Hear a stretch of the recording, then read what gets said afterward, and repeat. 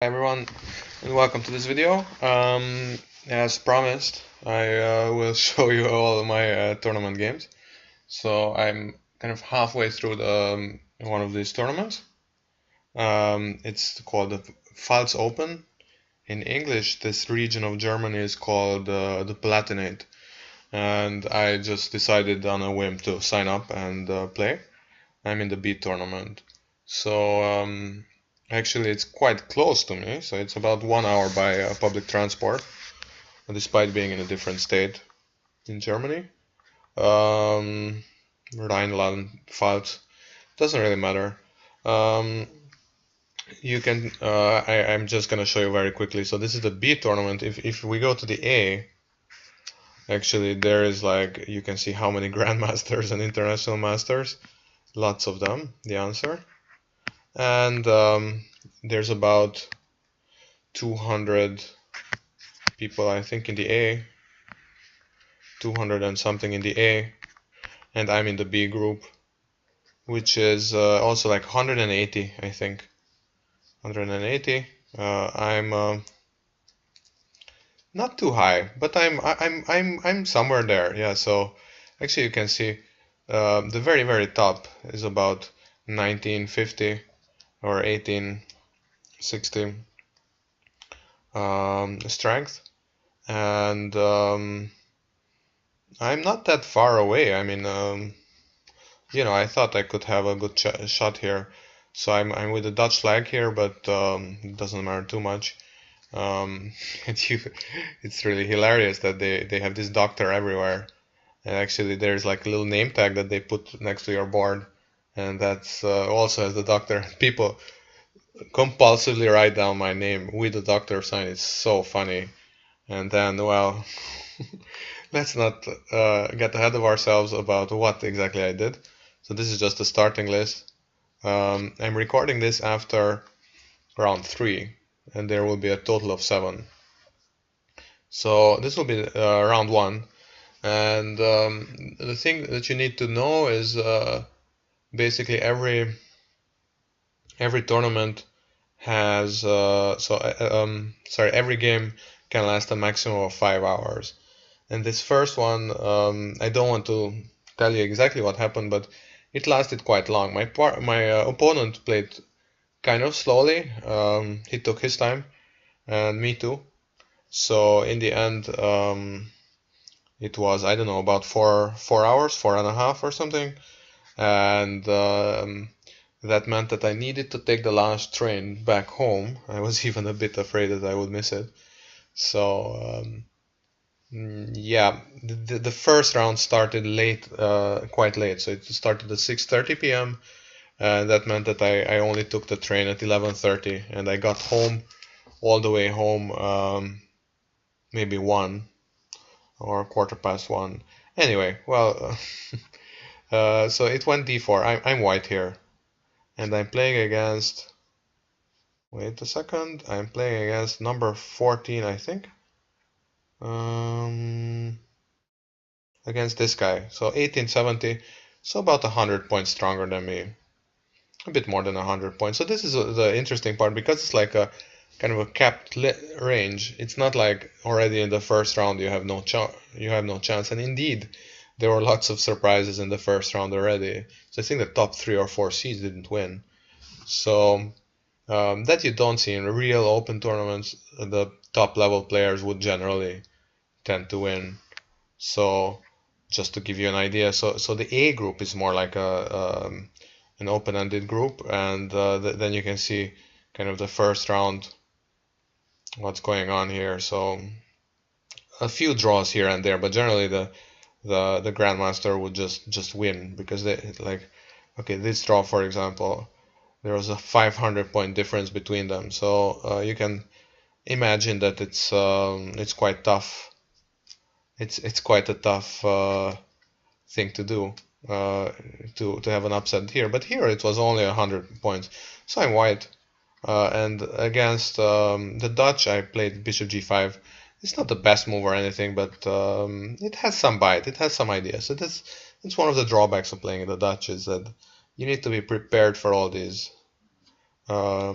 anti-Dutch lines, because these anti-Dutch lines are not some kind of joke, they're actually serious. So he played knight f6.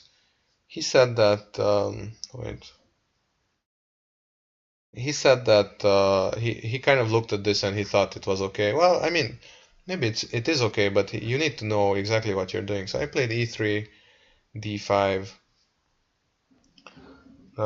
bishop d3, c6. He wants to get his queen out, I think.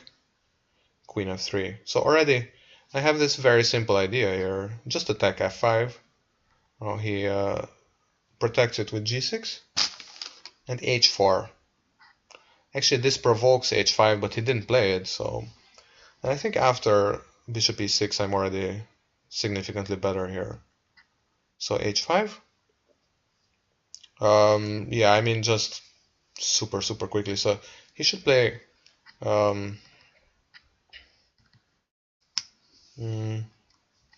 h5, and then in the end, let's say it doesn't matter too much.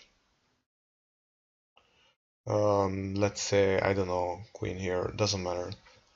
And then usually they go king f7. I mean, of course it looks ugly and everything, but you can probably hold everything together with black. Yeah, queen g3, rook g8 or something. I don't know, but the point is, yeah, so this is the setup of black, quote-unquote setup. But yeah, it is ugly, but he has the two bishops, so I actually don't know if this is great for me, but it's definitely something that most people don't want to play as black, and I'm happy to play it as white. So I can play like c4 maybe and knight c3, and just go back to a normal opening in which he has this very weird pawn clump here. Anyway, so h5, bishop g7, takes. Ooh, my mouse is not long enough. Takes. And I mean, you can see already that this bishop is ridiculous here, right? And this bishop is also ridiculous. So even though he has nominally the advantage of the two bishops, this cannot be a good position for him. Knight e2, bishop f7. So my knight belongs to f4 here, just to pressurize g6, basically. And g6 needs to stay there because f5 is under pressure. So I played this one, knight f4, knight d7, and I just decided not to do anything rash here. So I had all kinds of ideas with queen h3 and queen h7. It doesn't really bring me that much. So I thought, you know what, I'm just gonna complete my development. Rook h1, rook g8. And now I thought I saw something here. Actually, it's true. So I played rook h7. And I thought he would play knight f8. I thought that was the idea, but actually knight f8 doesn't work here. He played queen e8, protecting g6. But I thought he was gonna play knight f8, in which case I can just take this. And, well, he can't take with the rook because I'm taking the bishop. He can't take the bishop because I'm taking the queen. And he can't take the knight with the knight because I'm taking this with check. And then I can take the knight, and you have the same dilemma as before. And I won 2 pawns here. 2 pawns, and I mean this f6 pawn is gonna fall for sure. And I mean, not for sure, because actually he has the bishop there, but I mean, even if it doesn't fall, then you have this pawn there on h8. You don't have that many pawns on h8, but this one would be one. So queen e8. And now this is the key moment of the game where I just decided to just go totally crazy. For the record, yeah, I mean, at least on my phone thought I had a big advantage here, and I think it's true. I mean, I just need to do something here. I mean, just relax. So I mean, he's not threatening anything. He still has to get out his bishop, right? So it's kind of kind of ridiculous, I think. I mean, his whole position is a bit ridiculous. Yeah, so he thinks queen g5. I don't know, maybe, I mean, what does appeal to me is that basically the queen side is totally unprotected. So I don't know what would happen if I just played like b4. Um, I don't know. I just like this kind of idea. Just concentrating on the part of the board where he's not currently engaged in. So that, apparently, yeah, Mr. Stockfish isn't enthralled by this idea, but I think it's interesting. I don't know, but I mean, um, actually, my phone gave even a bigger advantage than this. But I don't know about Queen G3 or maybe again. I like Queen E2. There's lots of stuff I could have done. Um, But that's not what I did. What I did was this, knight b5. So knight b5, it's kind of a funny move. Um, I mean, I can show what the idea is. Of course, I saw that he can take it.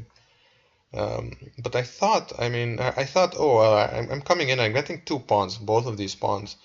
And then I'm gonna have some kind of pressure to his king. But of course, like, we've exchanged already a bunch of pieces, so a pair of rooks and a pair of yeah, knight for bishop. So it's not that simple. I actually took this one first. I think it doesn't matter too much. Of course, a6 was an option. He didn't really go for that. He just decided to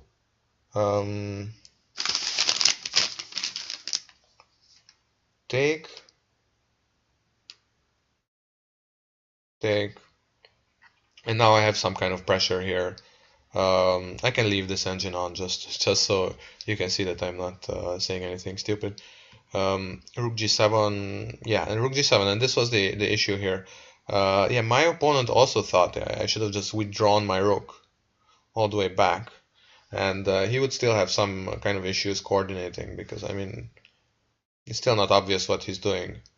The bishop is still incredibly stupid there, so yeah, the problem is for me, I thought, well, this rook can't really get into the game, so ideally I would like to swing it across to the king side, sorry, queen side, but it looks like the king side, both the kings are there. So yeah, I took this, he took, I took, and I thought, well, I still have some kind of pressure here, some kind of perpetual something.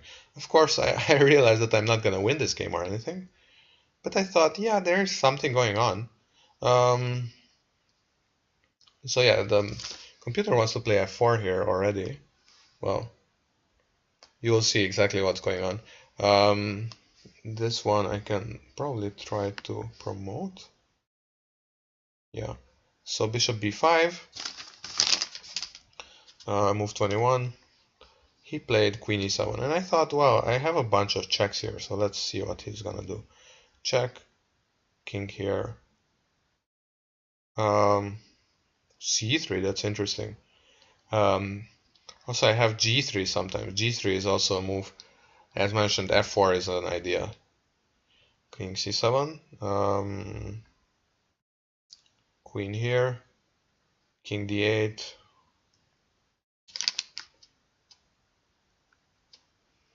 queen d5, queen c8. And now, yeah, g3 definitely would have been a good move, but I didn't do that, so that was a huge issue for me. f4 is really the only sensible thing he can do. So f4 is a very strong move here.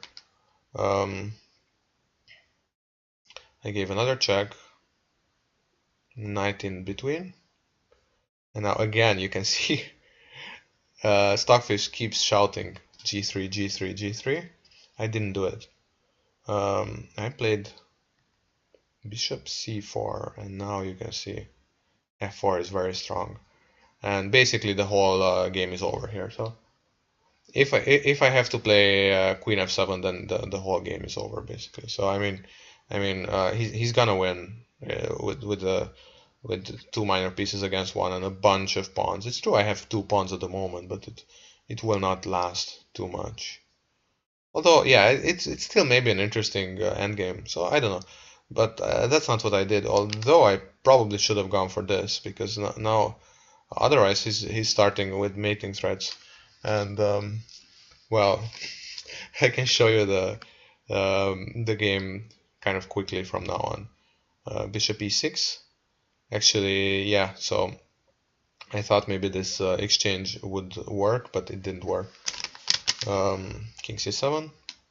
Actually, he didn't take, and I thought, well, maybe. Still queen f7. He wants to play, and probably that's the correct position. But I just played d5, which I thought would be kind of strong because sometimes I can push it through or whatever. Yeah, it didn't work out at all.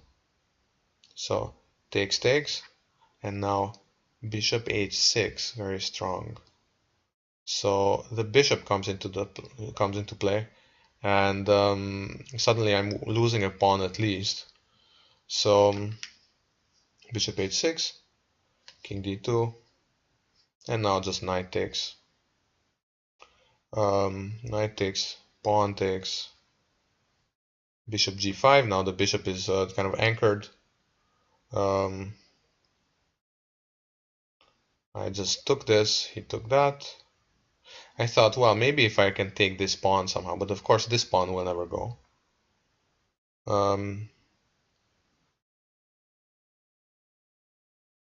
Now the problem is, yeah, he can just take this pawn, and now actually, in all the endgames, this pawn can become a passed pawn. So now I'm down to one pawn extra for the piece, and it's very tough from now on. Queen c3, queen b8, queen d4, queen a5 check. Now I didn't know what to do, so I mean it doesn't really matter. b4, queen c7, c4, king a8.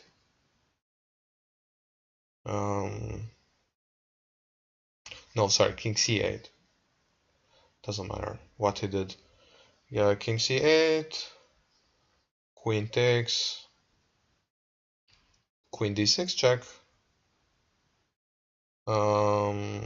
king c3, king e5, queen e5 check, and now yeah, I just so now he did he got to this ending with like one pawn for the bishop, and this is just loss. I just thought, well, I'm just gonna try a bit, even though that meant me missing the train. But let's see. Here, I think I just took this one.